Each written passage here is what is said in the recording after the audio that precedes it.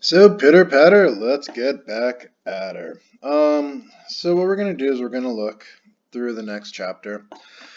Trigonometric identities. This first little video is gonna be predominantly me just going through and stating things, and then we'll get to some of the work after that. So, trigonometric identities. The reciprocal quotient and Pythagorean identities. Another thing to bring up is you'll see a formula sheet posted with this section. The formula sheet will be really important, and you'll probably be referring to it quite a bit in this unit. So that's just so you guys know that. An equation that is satisfied for all values of the variable for which both sides of the equation are defined is called an identity. For example, if we have sine x and we have sine pi minus x, we call that an identity because the left-hand side equals the right-hand side for all the permissible values of x.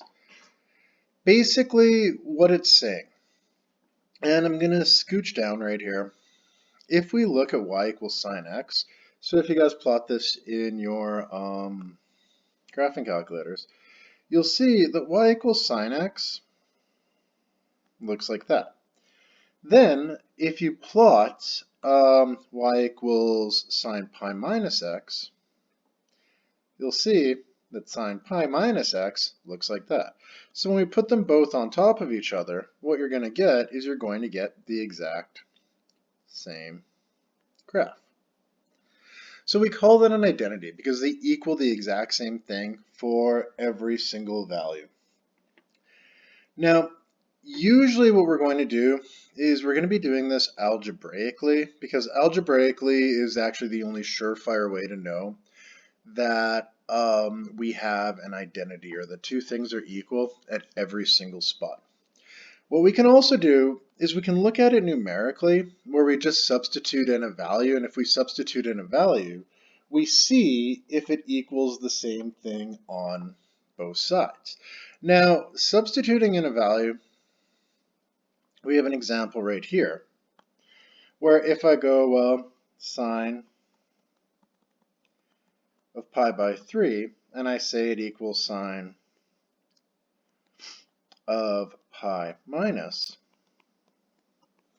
pi by 3, well, that would give us equals sine of 2 pi by 3, and we'd get, well, this side equals root 3 over 2, and this side equals root 3 over 2. So what we could say right there is we could say that they're equal. Same thing goes if I punch it in right here and I go sine 2.3 equals sine pi minus 2.3, and punching this into our calculator, we get 0.7457 is approximately equal to 0.7457. Now, doing it this way has a flaw. And to be sure that they are equal, we would have to test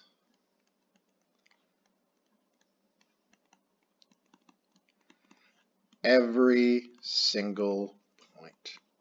So to be sure that these were equal, we'd have to test every single point that exists on this function. So when we're doing this numerically, well, what that means is it tells us that they could be identities, but we need to prove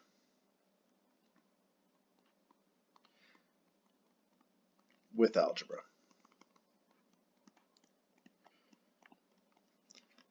to be sure.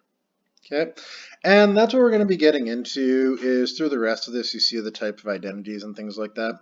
It'll be what I move into next, but that's what we're going to move into for the crux of this unit, is how to prove these things algebraically. Okay, so I hope you guys have enjoyed this first part.